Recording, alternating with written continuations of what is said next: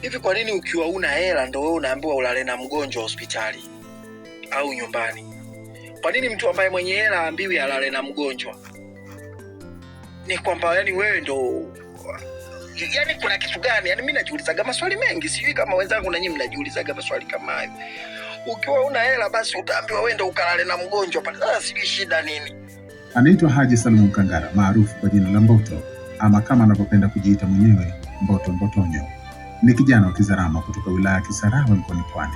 Alizaliwa Juni 14 mwaka 1981 jijini Dar es Salaam, akiwa mtoto wa 4 kati ya watoto 6 wa mzee Salum Haji Mkangara na Bi Mwajabu Said. Safari yake ya elimu ilianzia mwaka 1990 katika shule ya msingi ya Wireless iliyoko Temeke, alikohitimu mwaka 1996. Baadaye alijiunga na shule ya sekondari ya Takafa jijini Dar es Salaam na kuhitimu mwaka 2000. Tangu akiwa darasa la 4 nyota ya sanaa ilianza kung'ara. Haji alikuwa miongoni mwa wanafunzi waliotegemewa sana katika uigizaji wa jukwaani, kwaya, ngonjera na ngoma. Licha ya uchanga wake wa kisanii, lakini aliwaangalia kwa jicho la ndoto wasanii wakubwa duniani kama vile Charles Chaplin na Jack Chani. Akajia pia mwenyewe kwa siku moja atalipa thamani jina lake kupitia sanaa. Alipojiunga na elimu ya sekondari hakuacha sanaa.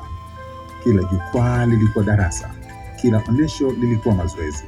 Akiwa kidato cha 3 katika shule ya sekondari ya Takafa, alijiunga na kundi la sanaa la Kaole, kundi lililokuwa tishio sana katika sanaa ya maigizo nchini wakati huo.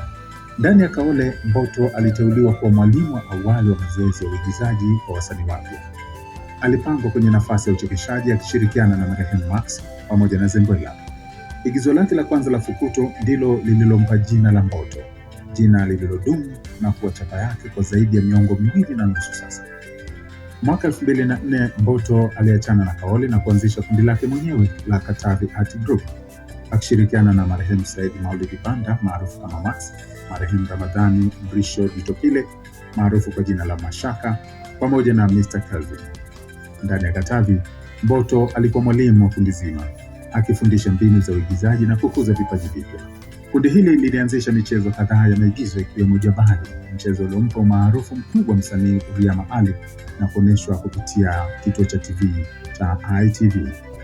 Mwaka 2007, Katavi Art Group walihamia Star TV na kuandaa tamthilia ya Tunduni, kazi iliyopokelewa kwa mapenzi makubwa na mashabiki wa maigizo nchini. Mbali na tamthilia, kundi hili pia lilijikita katika filamu, ikiwemo filamu iliyotikisa sana na kuacha gumzo, filamu ya Fungu la Kukosa. Lakini Katavi haikuwa sanaa tu, ilikuwa pia daraja la utu kwa kushiriki shughuli za kijamii kama kuwafariji wagonjwa na watu wanaoishi katika mazingira magumu. Baada ya kundi kusambaratika mwaka 2008, Mboto alichukua uamuzi mzito wa kujikita rasmi katika uchekeshaji. Chini ya uongozi wa Ali Liami, Mboto alicheza filamu zilizopata umaarufu mkubwa kama vile Inye Gwedegwede na Inye Plus. Akiwa bado chini ya Ali Liami, alitengeneza filamu Nampenda Mke Wangu, akicheza kama mhusika mkuu na pia kama mwandishi wa filamu hiyo. Kwa mujibu wake, filamu hiyo ilitokana na msukumo aliopata kutoka kwa Jack Chani na Charles Chaplin, lengo likiwa kuchekesha bila kutumia nguvu. Kupitia filamu hiyo, Mboto alibadilisha kabisa mtizamo wa jamii kuhusu wasanii wa vichekesho. Alihakikisha wasanii wanavaa nadhifu, wanaheshimika na wanalipwa ipasavyo. Baadaye akaanzisha Umoja wa Wachekeshaji Tanzania akiwa na viongozi wenzake kama Mzee Sumaku na Musa Kitale, kwa lengo la kulinda haki za wachekeshaji, kuwajengea heshima na kusisitiza matumizi ya miswada badala ya kubuni maneno. Safari yake ikaendelea chini ya kampuni ya Inspirational Image ya John Lister, ambapo alicheza filamu iliyopewa jina la Wiki 38 akiwa na Yvonne Cherry, wengi tukimfahamu kwa jina la Mona Lisa. Filamu nyingine ilikuwa ni Kitanzi na Ulimi. Hapa Mboto alikuwa ndiye mwandishi wa miswada na mwigizaji mkuu.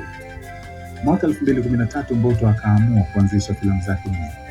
Filamu ya Bana Kongo ikawa alama mpya katika kazi yake, akicheza kama kijana wa Kikongo aliyedaiwa kuwa mchezaji wa mpira na mwanamuziki.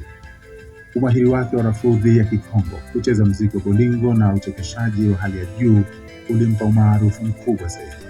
Akazalisha tamthilia ya uchekeshaji iliyopewa jina la Bihimko, iliyoongozwa na kuchezwa na wasanii wakubwa wa vichekesho nchini kama Samofi, Mzee Mbembe, Mbogo Mchungu na Mboto mwenyewe, iliyo rasmi Februari 2021.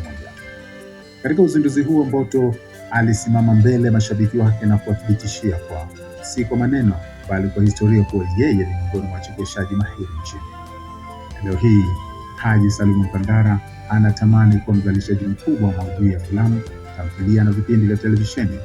Nje ya sanaa, ni mfanyabiashara wa usafirishaji wa abiria, muuzaji wa vifaa vya umeme na mtoa huduma ya ufungaji visimbuzi. Ni baba wa watoto wawili, mpenzi wa muziki wa Kikongo, shabiki wa Yanga na Manchester City. Hii ndio safari ya Mboto, safari ya kipaji, safari ya uthubutu na ndoto inayoelekea kuwa halisi.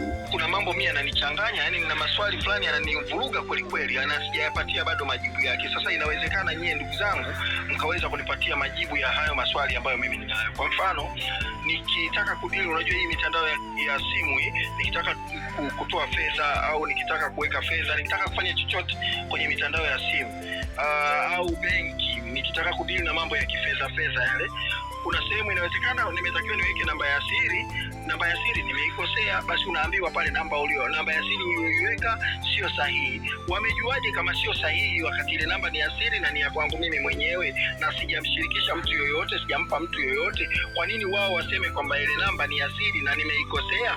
Unaniambiaje nimeikosea wakati ni ya kwangu? Kweli labda nimeikosea, lakini wewe umejuaje? Yani hii mitandao ya simu mmejuaje? Yani mmejuaje?